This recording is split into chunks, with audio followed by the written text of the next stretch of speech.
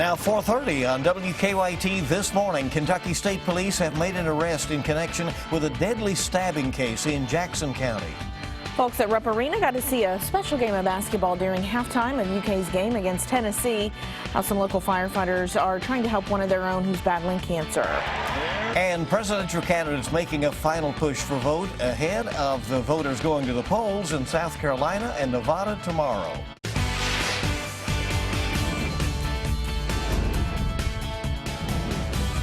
This is WKYT This Morning. Good morning. It is your Friday, and we welcome you to WKYT This Morning. I'm Bill Bryant. I'm Rebecca Smith. Let's get a check of your Friday forecast right now with Micah. Yeah, it's a pretty nice one. We step outside in the 40s this morning, so that's extremely nice. Then we get into the afternoon, and I'm promising you this. For today, off into your weekend, areas will be in the 60s in some parts. So it's going to be a really, really nice feeling day. As you can look across the way, and I'm going to pan right just a little bit, and you can see that moon. There you go. Really cool shot right there. Temperatures, like I said, outside aren't really all that cold. I mean, yes, they're on the cool side, but look at that, 46 degrees right now in Richmond. We're at 42 in Lexington. By the afternoon, we're calling it low 60s. Very gusty winds, too, but still extremely mild. I'll show you how long that lasts coming up in a few minutes. Okay, sounds good. A little moonlight out there this morning as well. Let's get to the news. Well, new this morning, Kentucky State Police arrested a man in connection with a deadly stabbing at a Jackson County home. One witness says a man came into 36-year-old Bradley Muncie's home on Bailey Road in the Anvil community. The two men apparently were arguing. The fight then moved outside, and the man stabbed Muncie in the throat. Deputies say that man was 38-year-old Harry Henson. The witness, who was also a friend of Muncie's, told us that he chased off Henson with a chainsaw after he says Henson went after his friend's wife. The only thing I know to do was to grab my chainsaw because I didn't got a gun or anything, and I fired my chainsaw up and run him off and run him up the road. Deputies have charged Henson with murder and 4 counts of wanton endangerment. We're told they found him in a car near the home. More details on this case coming up at the top of the hour. We are tracking a death investigation involving an infant in Mercer County. The Mercer County Sheriff's Office says deputies called to the home on Bohan Road near Harrodsburg. They say the infant was unresponsive when they arrived and later died at a hospital. At this point, they're not sure what caused the child's death. What started as a traffic stop soon led to a whole lot more for police in southern Kentucky. The Whitley County Sheriff's Office arrested 26-year-old Christopher King and 30-year-old Joshua Bowen. They say they pulled over King's car Wednesday night for careless driving. Deputies realized that King was wanted out of Georgia. Bowen also had warrants out for his arrest.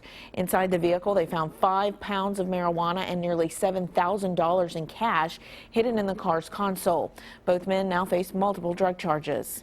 A former Lee County Circuit clerk has been charged with abusing public trust. 58-year-old Emma Adams is scheduled to be arraigned on that charge today. Investigators say between January of 2014 and September of last year, Adams took more than $100,000 that the administrative offices of the court had given to Lee County. While the Cats and the Vols took a break at halftime, some Lexington firefighters hit the court at Rupp Arena for a game of hoops. Very good cause that they were playing for as well. They're trying to help a fellow firefighter who is now battling cancer. WKYT's Monique Blair has the story. For the Big Blue Nation, it's usually during the basketball games when fans witness the most unforgettable moments. But tonight it was after the UK players walked off the court at halftime that some might say the most memorable moment of the night happened. Hey everybody, I'm here in suburban Chicago at Cancer Treatment Centers of America, working with my team of doctors to get better and get back home as soon as possible. Then for 5 minutes, 10 Lexington firefighters took over Rupp Arena's court to play a game honoring that guy on the big screen.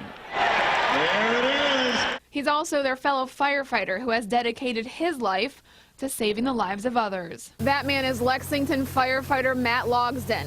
He was diagnosed in January with stage 4 lung, liver, spine, and skull cancer.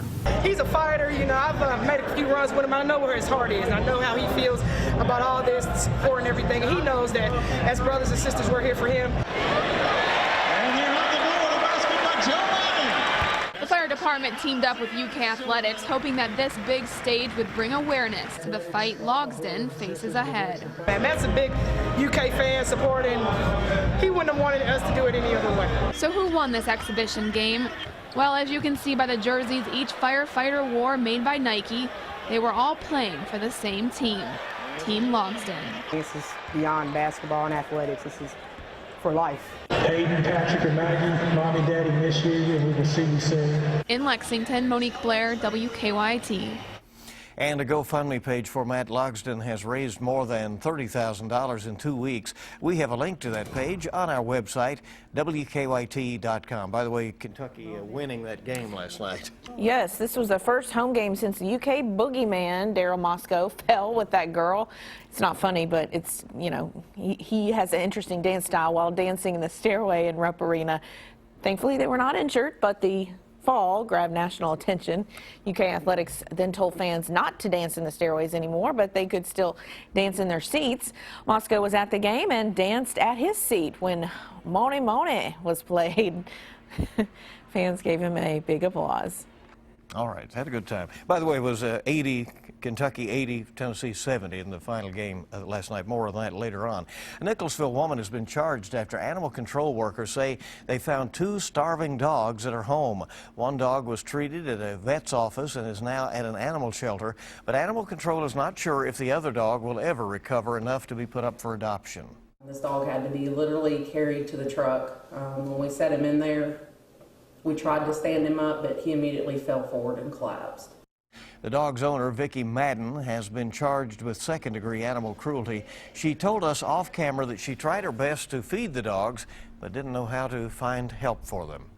Good news for those of you in Rockcastle County. State transportation leaders now say they finally stopped the mud and debris from sliding onto US 25 at mile marker 1 there near the Laurel County line. Both lanes of the road are back open to traffic, but crews will stay on the scene for now to look for any mud that may move back from that nearby hill. Mud started sliding Wednesday. Crews said every time they cleaned up the road, more mud would slide. The state Senate has approved a bill that would create 2 marriage license forms in Kentucky. One form would be for straight couples, the other for same-sex. Both forms would not include the county clerk's name. The bill is in response to Rowan County Clerk Kim Davis's refusal to issue marriage licenses to same-sex couples for religious reasons. The bill now goes on to the House. Voters in South Carolina and Nevada will be weighing in on the presidential candidates tomorrow. Several White House hopefuls took part in town halls last night, hoping to sway voters. And Craig Boswell has the latest from Columbia, South Carolina. GOP frontrunner Donald Trump softened his stance on Pope Francis during a CNN town hall meeting Thursday night. I have a lot of respect for the Pope. I think he's got a lot of personality. I think he was very much misinterpreted, and I also think he was given false information. Trump first went off after Francis said a person who thinks only about building walls and not of building bridges is not a Christian. For a religious leader to question a person's faith is disgraceful. Jeb Bush, a Catholic, said a person's faith is a private matter. So I just don't think it's appropriate to question Donald Trump's faith. Ohio Governor John Kasich said it's the U.S.'s right to build a wall, but he'd rather see more bridges. First of all, I'm pro-Pope. Donald Trump holds a nearly 2-to-1 lead over Ted Cruz here in the latest CBS News poll of likely South Carolina voters. On the Democratic side, Hillary Clinton has an 8-point lead over Bernie Sanders in the latest CBS News national poll, but they're neck and neck in Nevada ahead of Saturday's caucuses. Both Clinton and Sanders discussed immigration reform at an MSNBC Telemundo town hall in Las Vegas. You know, I was the first person to call out Donald Trump. I said, basta, enough. I want to take 11 million undocumented people in this country out of the shadows. The candidates will find out where they stand with voters on Saturday. Craig Boswell, CBS News, Columbia, South Carolina. Well, in the latest CBS News national poll, Donald Trump maintains his lead with 35% of the GOP vote. On the Democratic side, the latest CBS News poll shows Hillary Clinton with an 8-point lead over Senator Bernie Sanders. A dream of a century in the making came true for an eastern Kentucky woman. 100-year-old Louisa Amos of Pikeville has been a UK fan much of her life, but she had never seen them play in Rupp Arena. But this week, a neighbor surprised her with tickets to UK's game against Tennessee. Louisa seemed to enjoy her first game at Rupp Arena. Friends tell us she knows every UK player from the Fabulous Five on. Louisa is a retired school teacher. She got to see a good game last night. Yeah. Well, Jordan Smith went back to his university for the first time since winning The Voice 2 months ago. Smith had been studying music business at Lee University in Tennessee, but he took a break for the show. The university threw a welcome back party for the Harlan County native. Jordan said it was nice to be back on campus. It's really nice to be home. It's so comfortable, and it's just really wonderful to be here with them. Jordan says he plans to finish the music business program at Lee, but he's just not sure when that will happen. So it's nice to see that he wants to continue his education. As they say, he has options now, Yeah. right? Yeah. All right, good to have you along with us. WKYT this morning, just getting started. It is 4:40 on your Friday morning. So we all feel like this from time to time. Do you feel cursed with a slow metabolism? Today's Moms Everyday shares ways you can increase your metabolic rate when WKYT This Morning returns.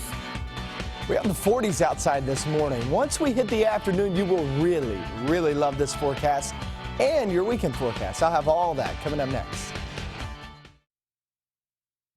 Now, your hour-by-hour forecast with meteorologist Micah Harris. Yeah, it's a really good view on my way to work this morning. You can see outside we have clear skies, and we also have the moon right out there in the distance, about to sit below the horizon.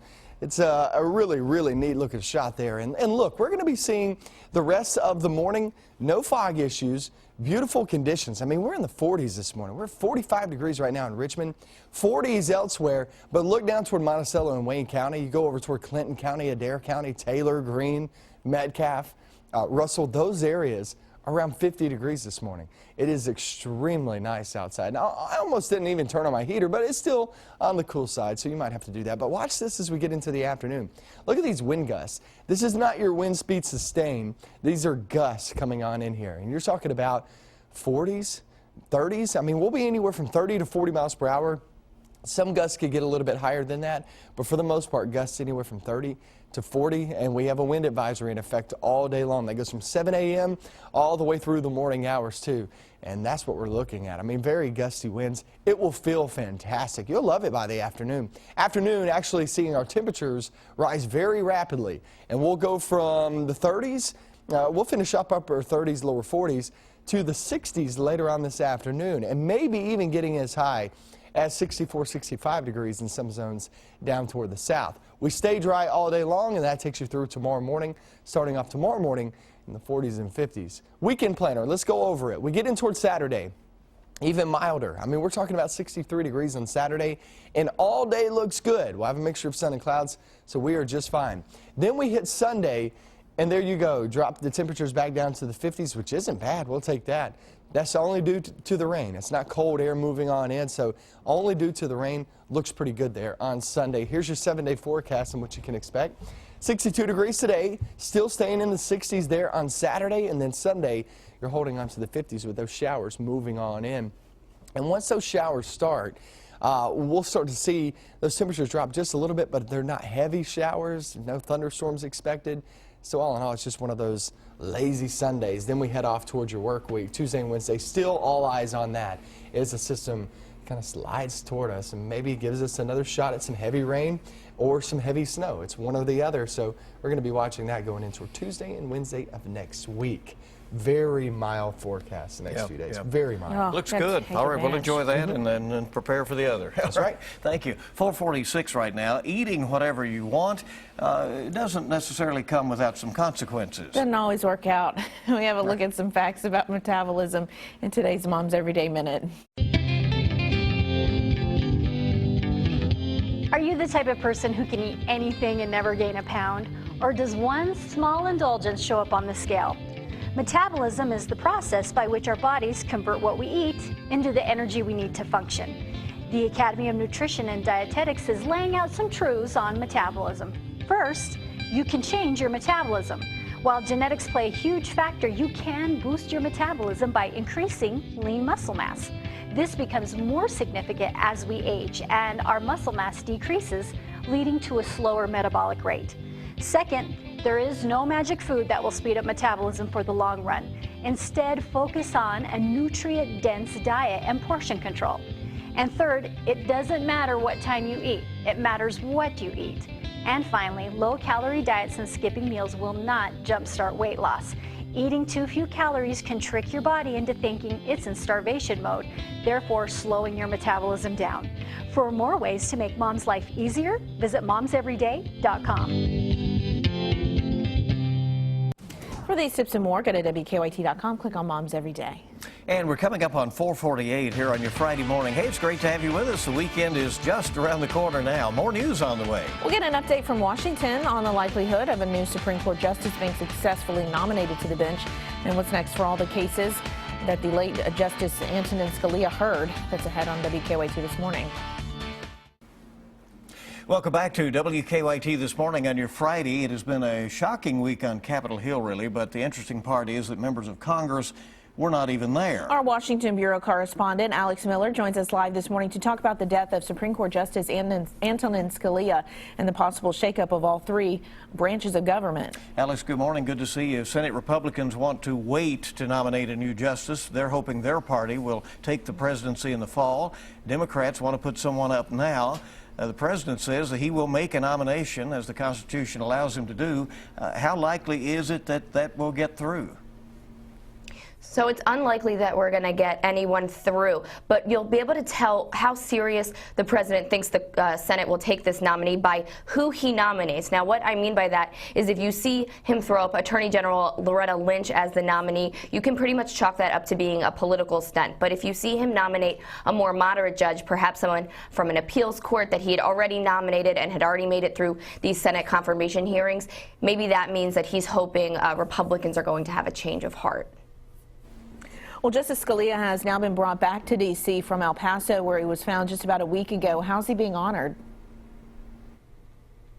So all day today, he's going to be lying at the Supreme Court for the public to honor him and to go visit him. His funeral will be tomorrow morning. Now, it's interesting to note the president will be paying his respects to Justice Scalia today and not attending the funeral. The White House says it's because of security concerns for the most part, but there definitely has been some commotion about whether this is normal or not. Now, I looked it up, and there is no really precedent for what the president is supposed to do. Some presidents in the past have attended funerals and some haven't, but regardless, the court will be back in session Monday morning to hear arguments, and I'll be inside it to get you guys some coverage. Yeah, so then there's the question, what happens to all the cases that Justice Scalia has heard in recent weeks? So after the arguments are heard, a couple days later, the justices meet and they have a conference and they take a preliminary vote. But until a decision is actually made, nothing is set in stone, and that's because these justices are going to try to convince each other. But regardless, any argument that has been heard but not decided will not include Justice Scalia's vote.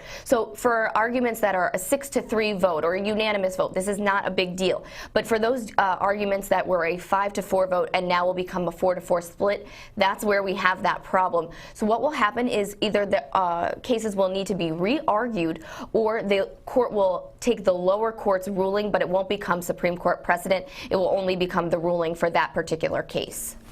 Okay, interesting times ahead, certainly, and we thank you, Alex, for the update from Washington. Have a great weekend. Time this morning is 4:53 on WKYT on your Friday morning. Still plenty of news on the way from WKYT. And we will have a look at your forecast, and it is looking good. Coming up on 4:57 on WKYT this morning, and it looks like we can shake off the snow for the weekend, at least enjoy some sunshine. Gonna do that. For part of it. Take advantage of it. That's the word, right, Micah? Yeah, we got to take a break just from the winter, just for a little bit. We'll do it today. Actually, yesterday wasn't that bad, but today and tomorrow, and going off towards Sunday, those temperatures are going to be really nice, but today and tomorrow will be phenomenal. 43 degrees here in Lexington.